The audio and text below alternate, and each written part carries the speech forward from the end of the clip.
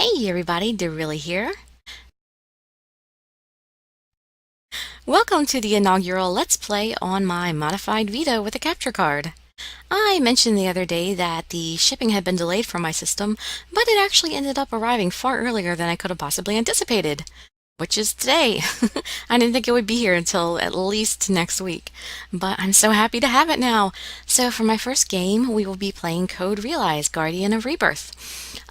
If you've seen any of my visual novel Let's Plays, you know that I read everything out loud like in audiobooks, so that you don't have to look up at the screen to read. You can just look up to see the images. But if you'd rather hear the original native voices, there's already other videos available for those. Unfortuitously, I have not gotten the sound to work yet, so I apologize for the lack of music, but I would have been reading over the voices anyway, so there's no loss with that part. By Monday, I should have the adapter that will allow me to record the sound from the game as well, but I thought I'd record an introductory video in the meantime, and maybe, one or two more videos, one video a day, and until I actually get the adapter. Well, I'm always going to be doing one video a day. It's just that there won't be any sound until I actually get the adapter, which may not be till Monday, but might be as early as tomorrow. So this might be the only soundless video. We shall see. I was just too anxious to get started and could not wait. So if anyone wants, I'd be happy to re-record this intro and any other soundless videos I may record again with the background music once I receive the adapter. So just let me know in the comments, even if it's just one or two people, I'd be happy to do it for you all. So don't be shy, speak up, let me know. And let's begin a new game. Who am I? What am I? Where did I come from? Where am I going? Loved by no one. Needed by no one. If my existence holds no meaning, then why am I here? Cardia, my beloved daughter. I can hear my father's voice. History has already started to shift. He has a gentle and peaceful voice. When you awaken, humanity will have to take its first steps down a blessed path that ultimately leads to the truth. You will lead the people from God's cradle to the expansive world of knowledge. Cardia, it all begins with you. I love you so much, my dear daughter. His hand touches my hair. His hands, big, strong hands. His touch is so comforting. But because I love you, I must keep love from you. You will be alone forever. You must never know love. You must live in isolation. The more you learn of love, the more you will be made to suffer. Because you are a monster. What a terrible thing for a father to say. 1853. Everything is normal, so annoyingly normal. There's no sign that anyone will appear. They're really making me wait. At this rate. London Bridge. Would you kindly shut up? The man takes the binoculars from his eyes to glare at the man slumped beside him. Ah, come on, I'm just trying to pass the time. Can't a man even hum to himself? Listen, we need to stay on our toes. We're about to pull off the heist of the century. You can't expect me to stay on our toes for 5 nights straight. These men had been lying here and hiding on this bare plain for 5 days already. I miss London. The food, the drink, the women. Stop complaining. I didn't think we'd be waiting here so long either. Don't you think it would be faster if we went out and stole it ourselves instead of trying to snatch it during transportation? If that was possible, we'd have done that already. All we know is that it's this area, so all we can do is go after them. And they're sure taking their sweet time, that's all I'm saying. They'll come around eventually. Listen, a thief has to have... Yeah, a plan and patience to pull it off. You've been saying that over and over for the past 5 days. While sitting, he takes a small device from his pocket and holds it up. He looks at it doubtfully. This isn't going to blow up like the last time, is it? What? No way. I'm the world's greatest engineer. It's going to work fine. I guarantee it. Yeah, well, your guarantee isn't worth... Hang on. A group of soldiers appeared in the binoculars' view. They're here. Seriously? The first man nods and continues to study the situation. 4 military automobiles, 1 escort transport, about 20 soldiers in total. And just their luck, one of the vehicles is carrying hunting dogs. A man who appears to be the commander is in the lead automobile, and from the way he looks around, he won't be an easy target. It's a huge unit. It could be trouble. But the report was wrong. They aren't Twilight from their uniforms. Royal Family Guards? What are they doing here? What's this? They're not what you were expecting? Maybe we should change the plan. No, this actually works out better for us. Stick with the plan. Meet me at the rendezvous point. Are you serious? What happened to a plan and the patience to pull it off and all that stuff? That's not the full saying. And when those don't work, a thief has to be daring. He tosses the binoculars aside and prepares to leave. Oof. All right, don't you go dying on me. I still need your help with a number of things. Who do you think you're talking to? It'll take more than this to kill me. With that, the man runs out into the darkness. It has taken forever to piece together the clues leading to this moment. He will reach his target.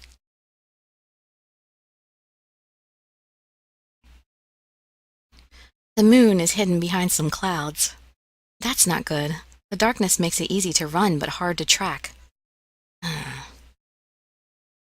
Captain Leonhardt, we have surrounded the mansion. Excellent work.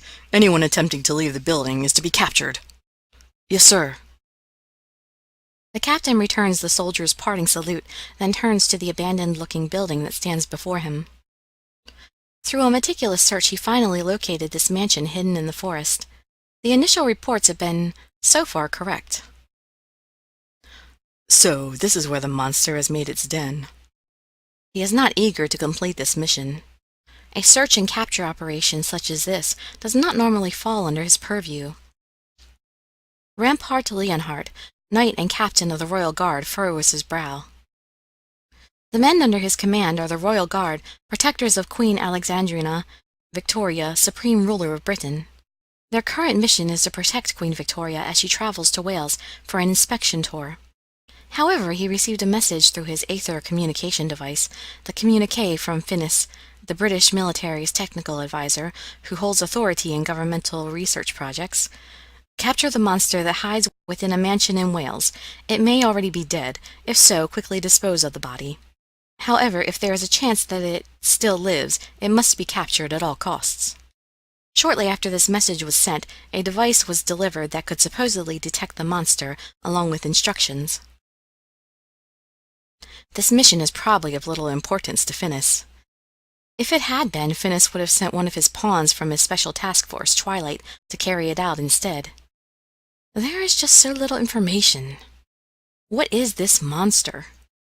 The creature's touch causes flesh to melt and fall away. Is this meant to be taken literally? Perhaps it is some figure of speech. Leonhardt asked for clarification multiple times, but Finis never responded. There is no use in brooding over it. Captain, we are prepared to enter. Leonhardt brings his thoughts back to the present and focuses on the task at hand. But Captain, we're only going to be facing a single target, aren't we? Do we really need all this security? Idiot! We have no idea what we are facing, only that it is a monster. As the swords of Her Majesty, we cannot risk failure. We will take any and all necessary precautions and avoid any possible missteps. That is how a knight prepares for battle. Yes, sir. Sorry, sir. When he sees that his troops are prepared, Leonhardt gives a small nod. All men, remain at full alertness. Squad 1 leads the way inside, followed by Squads 2 and 3. The doors are quickly kicked down, and soldiers and dogs rush into the dimly lit interior of the mansion. All clear over here. This room is clear too. Leonhardt follows his men inside. The soldiers quickly spread out, and soon they have taken over the mansion. So far, no monster has been found. How long has this building stood empty? The walls are rotting in the humidity, and shafts of moonlight are filled with dust. The dogs, as if sensing an unseen danger, have not stopped growling the entire time. As Leonhardt steps forward, the small device meant to detect the target emits a sharp sound. The captain gathers a few of his soldiers and follows the device, which squeals as he stands in front of a particular door. It's in here. He switches the device off and slips it into his pocket, then motions to the gun-wielding troops who take positions nearby. He prepares himself to face the monster that awaits them on the other side, then gives the signal to break down the door. The soldiers smash through and rush inside. A skylight lets some light in, but the moon has ducked behind another cloud. However, he can sense tension in the room. It looks really pretty, though, like starlight tinkling into the room. A strange atmosphere fills the air. The room is packed with dolls. In this dim light, the sheer number of them is unsettling rather than cute. The shadow of a person can be seen sitting in a chair in the center of the room. I don't see it. Yep, looks empty to me. The shadow doesn't move even when the soldiers surround it, guns drawn. Either this person is very brave, or as the message suggested. Is it dead? One of the soldiers approaches the chair. The shadow slowly raises its head. At that moment, the clouds parted, letting light into the room.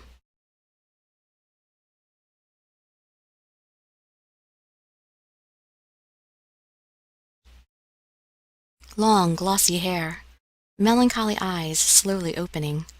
Her flawless skin and symmetrical face more than resemble a doll's. Her clothing is strange, seeming more like decoration than fashion. Everything about her seems oddly mystical. The girl blinks once, slowly. Her blank eyes take in her surroundings. At this simple action, Leonhardt hears himself and others gasp involuntarily. This beautiful girl, lit from above by the soft moonlight like an ethereal creature. She must be... A monster?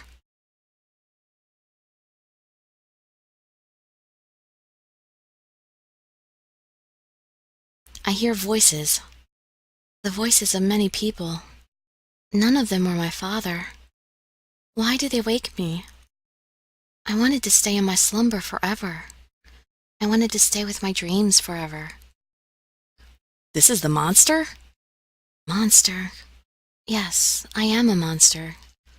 Captain, is this girl what we were sent here to capture? Yes, it's hard to believe, but this seems to be the case. I was expecting something more monstrous, but she's just a girl. Idiot, don't let your guard down. Hey, what are you doing? Calm down, calm down. I know that sound. A dog's growl. I've heard it before. Dogs were chasing me. They were growling and barking, trying to bite me, trying to eat me, to kill me. They were so much faster than me. The dogs. A large dog barks loudly and leaps on me. Stop! I protest weakly in a scratchy voice, but the dog has pinned me in my chair. Oh, don't hurt the dog. Its teeth tear through my clothing and pierce the skin of my shoulder. I can feel my blood flow from the wound. In the next moment, the dog yelps and jumps back. Hey, what's wrong? As he speaks, something happens. The dog's mouth begins to melt. Ugh. Like mud, it begins to drip and fall away. The dog's head and neck begin to crumble, and the oozing mass of flesh fizzles. The dog drops to the ground. It writhes in agony for a short time, then stops moving. What in God's name? Why? Because it touched my skin. Because of a tiny drop of my blood. Just looking at the misshapen corpse makes me feel awful. It died because of me. The men around me tear their gaze free from the mess and back away, still surrounding me. Watch out! It's really a monster! Don't move! Move and I'll shoot! Fear and confusion, doubt and anxiety. It's just as before. It's very scary, but somewhat familiar. Surround her, but keep your distance. She can kill you with a touch. Compose yourselves, men. Never point your weapon at a lady. One of the soldiers cries out, "But Captain, we have to do something to protect ourselves. You have to realize that." Of course I understand. I saw what happened here with my own eyes. I doubt I'll forget it any time soon. But calm down, look. She doesn't look like she'll try to resist. I remain seated in my chair, but I look up to meet the speaker's eyes.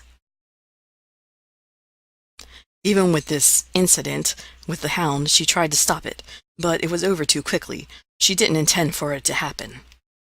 Yes, but... The leader approaches me and gently kneels down, putting his face at my level. Little Miss Monster, I would first like to apologize for the rudeness during our sudden visit. Would you please come with us? His gentle but firm tone leaves no room for argument. After a brief pause, I nod. I stand without another word and leave my room behind. I have no reason to resist. How many years have I been staying here? The people are so tense. I see fear in their eyes. They see me as something foreign. I wonder if these people will kill me. If that is why they have come here, so be it. I had reservations, but I'm not scared. That poor dog. It shouldn't have been that way. The dog should have killed me. Horseless carriages cut their way through the quiet of the night to meet us. They tie my hands and load me into one. I stare up through the window at the sky. I have no interest in where they are taking me or what will happen to me there. If I'm going to be killed, I feel oddly relieved to think this. But I have only one regret. Just one. I wish that I had... Oh. It happens all so suddenly. A crash and flash cut through the night. The car ahead of us flips over and rolls over on the road. The carriage we are in screeches to a halt before we hit the overturned car ahead. The car behind us tries to swerve, but tips over, crashing into us from behind. The stricken vehicles block us in. What is it? Are we under attack? The road exploded. I can't see anyone outside. Everyone riding with us draws their guns and exits the car. Whoever you are, know that you have just attacked the finest soldiers in Britain. I know exactly who you are. A voice rings out in the night. Where is he? Where's that voice coming from? Over there, on top of the ruins. I turn to see where the soldier is pointing. There is someone standing there. I see a figure silhouetted by the moon. A thin body wrapped in formal attire, with a top hat perched on his head. A walking stick in his hand, he looks as if he is about to attend a masquerade ball. But why? Strangely, nothing about this scene strikes me as out of place. Fantastic work, gentlemen. His cloak flutters in the wind as he stares down at us. Her Majesty must be proud that her honorable royal guard have come all this way to carry out a kidnapping. How dare you impugn our name? Who are you? The name is Arsène Lupin. No need to be shocked, sirs. I am merely your average dashing gentleman thief. Lupin. As the man standing above us shouts his name, I feel it carved into my heart. A thief? You low-life scum! What do you want from us? Wait a tick. I've heard of this man. Some sort of burglar who works in Paris. I'm impressed. You're quite right. My presence here is quite an honor. You lucky gentlemen will witness my handiwork with your own eyes. What's more... The man calling himself Lupin looks at me. I feel his piercing gaze through his mask. Mademoiselle, can you hear me? I stare up at him silently. I do have a confession to make.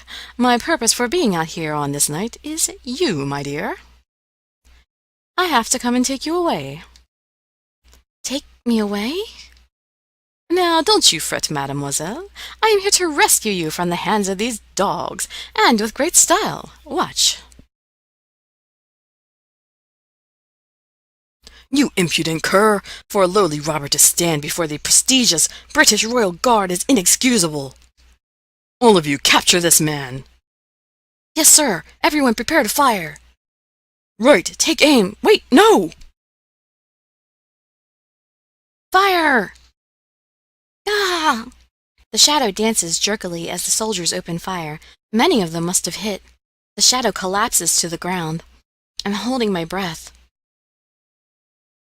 Idiot! I said to capture him! Why would you give the order to fire? If he is who he is, then the one and only Arsène Lupin can never be captured, not even by the entire Paris police force. He had to be brought down, and quickly, or else he would have stolen the monster. That man Lupin, did he really die just now? You cads! You've gone and done it! You've ended my brilliant life! Cut short! Too soon! Ah!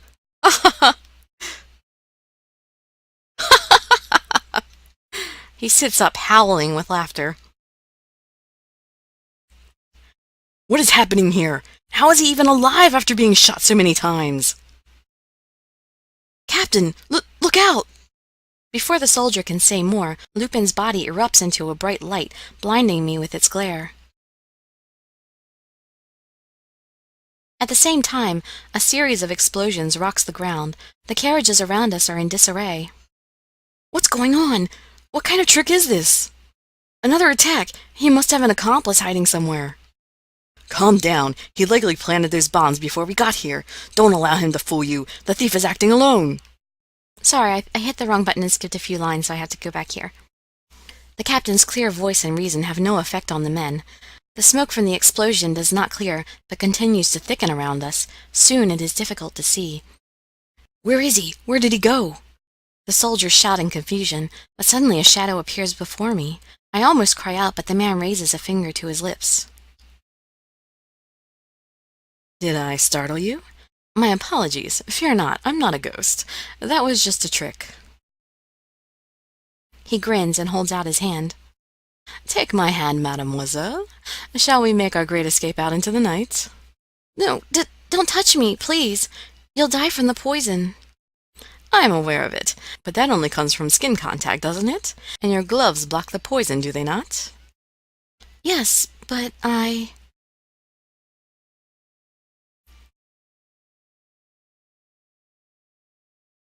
He suddenly pulls me by the arm. I will be all right. Trust me. He pulls me with him with a compelling strength that his slender frame belied. For a moment I fear he will melt, and I stare at him in terror.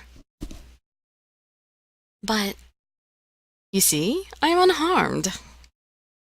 Yes.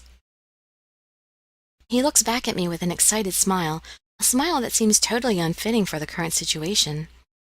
Relax, my lady. A beautiful face like yours is wasted without a smile to go with it. Now, leave this all to me.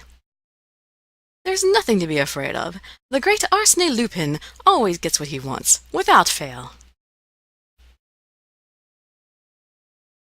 As he talks, he pulls me straight beside him and looks about us happily. Time for the final touch. The what? I have no idea what he's talking about. What are you doing? That scoundrel escaped to the south. All of you, grab your guns and go after him. Move, move! See what I did there? Amazingly, Lupin's voice sounded exactly like that of the Captain Leonhardt. Yes, Captain, you heard him. Men, south, go, go, go! You fools, that was a trick! Get back here! The real captain shouts out through the smoke. Liar! How dare you impersonate me? I'm the real captain, men! Don't be fooled! That was Lupin talking just now! I'm hearing double! 2 Captain Leonhardts! We can't tell who's who in this smoke! Everyone just surround the monster! By the time the soldiers began to gather around us, Lupin had picked me up and run out. I looked back at the smoke still rising behind us as we rushed through the moonlit grass. The only thing I feel now is Lupin's arms holding me through my clothing.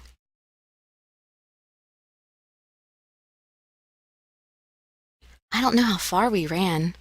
Before I knew it, we were on a track in the forest. All right, we should be safe now. Are you worried? Don't be. I left some fake footprints behind. They're probably completely lost right now. Ah, another caper completed. Ha ha! I truly am a genius. Lupin stretches and looks up at the night sky. I follow his gaze. How long has it been since I just stared at the stars? Not just through the window in my room, but in the fresh air. The wind brushes against my cheek. Even though I've seen this so many times to be bored with it, now it feels beautiful. Lupin appears to be shaking as he focuses on the sky. Oh, what's the matter? Lupin? Mon Dieu, did you see their faces? Royal Guard. They are nothing compared to me. That captain was all, "You fools, he's tricking you." They were completely baffled. Don't you... What's the matter? Are you hurt? No? Did something hit you as we were escaping? Where are you hurt? You don't have to hide it from me. I shake my head. It's not pain, it's sadness. I was ready for death, but here I am. I can't touch anyone. I'm a monster who hurts anyone around me. My life serves no use to anyone. Oh, so you're not hurt. Good, good. Then what is it? Tell me, what has you so despondent? Who are you? Eh? Oh, pardon me. I do suppose I haven't formally introduced myself. Lupin bows as if on stage. Allow me to present myself. Arsène Lupin. For reasons I cannot disclose, mademoiselle, I have come to steal your heart. My heart? Yes, literally. But I won't take it for free. It's not my style to leave a beautiful young woman disappointed. In exchange for your heart, I will grant you one wish. A wish? Indeed, mademoiselle. This humble thief promises you, in all sincerity, that he will grant you a single wish. A wish. My heart responds to his words. I have realized what I most desire. A wish tucked deep within my heart that I forbade myself to ever think of. It bubbles up into my mind. I have never touched another person. Not once in my entire life. I resigned myself to a life like that and came to terms with it long ago. As my father said, I would be alone. Forever. But I want to touch you. I want to feel you, your warmth. The words tumble out before I can stop them. A touch. I see, so you... He stares at me, seemingly deep in thought. Is it impossible? No. Lupin smiles confidently. He kneels down, takes my hand, and smiles. Your wish is my command, mademoiselle. I, Arsène Lupin, do swear that I will grant you your desire. The moon shines brightly up above. Oh, how beautiful it is. How have I never seen it this way before? On a train with an unknown destination.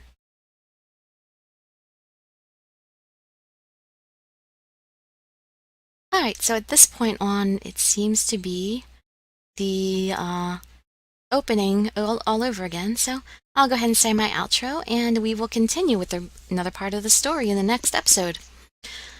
Thank you so much for joining me. I hope to see you in some future videos, and I'd be so grateful for any likes, comments, subscriptions, or shares with your friends to show your support. I wish you all health, happiness, and safety. Dirili signing out. Bye-bye, everybody.